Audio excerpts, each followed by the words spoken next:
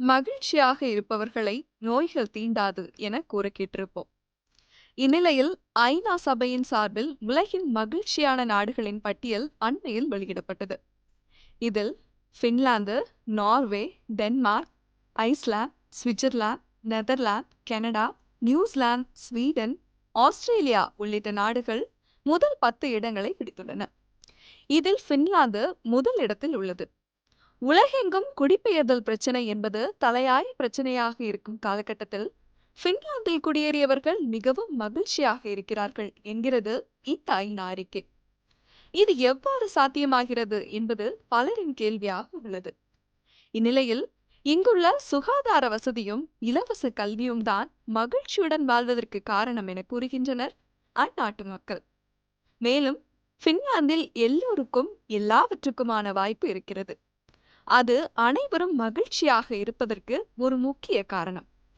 அது மட்டுமல்ல, இரண்டாவது உலக போருக்கு பின்னர் இங்கு எந்த அரசியல் நெருக்கடியும் நிலவவில்லை. பின்லாந்து ஒரு நடுநிலைமையான நாடு. மேலும் அந்நாட்டுடன் எந்த நாட்டுக்கும் பகை உணர்வு கிடையாது என்றும் கூறி அந்நாட்டு மக்கள் பெருமிதம் கொள்கின்றனர்.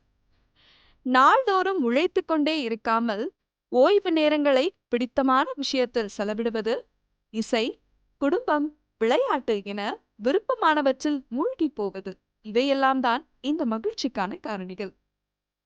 முழுமையான பாலின சமத்துவமும் பொருளாதார சமத்துவமும் இங்கு நிலவுகிறது.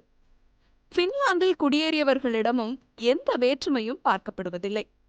ஒரு பின்லாந்து நாட்டவருக்கு என்னென்ன வாய்ப்புகள் எல்லாம் கிடைக்குமோ அது அனைத்தும் வெளிநாடுகளிலிருந்து குடியேறியவருக்கும் அந்நாடு வழங்குகிறது. மேலும் நாட்டு மக்கள் அனைவரும் எப்போதும் கொண்டாட்டத்தில் வைத்திருக்க தன்னாலான அனைத்து முயற்சிகளையும் மேற்கொள்கின்றது. அதனால்தான் நார்டிக் நாடுகள் இந்த மகிழ்ச்சி குறியீடு பட்டியலில் எப்போதும் முதல் 10 இடத்தில் இருக்கின்றன. மக்களை கொண்டாட்டத்தில் வைத்திருப்பதற்காக அவர்கள் செலவிடும் தொகையை செலவாக அந்நாட்டு அரசுகள் கருதுவதில்லை. அவர்களை பொறுத்தவரை அது சமூக முதலீடு.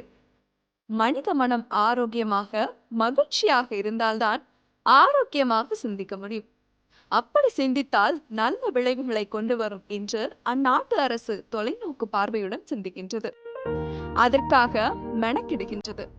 இதே போன்று உலகின் அனைத்து நாடுகளும் மக்களின் நலனை கருதி நாட்டு மக்களின் மகிழ்ச்சியை கொண்டாடினால் போர், வன்முறைகளுக்கு இடமே இல்லாமல் போகும். இவ்வாறு ஒரு உலகம் படைக்க வேண்டும் என்பதே பலரின் கனவாக உள்ளது.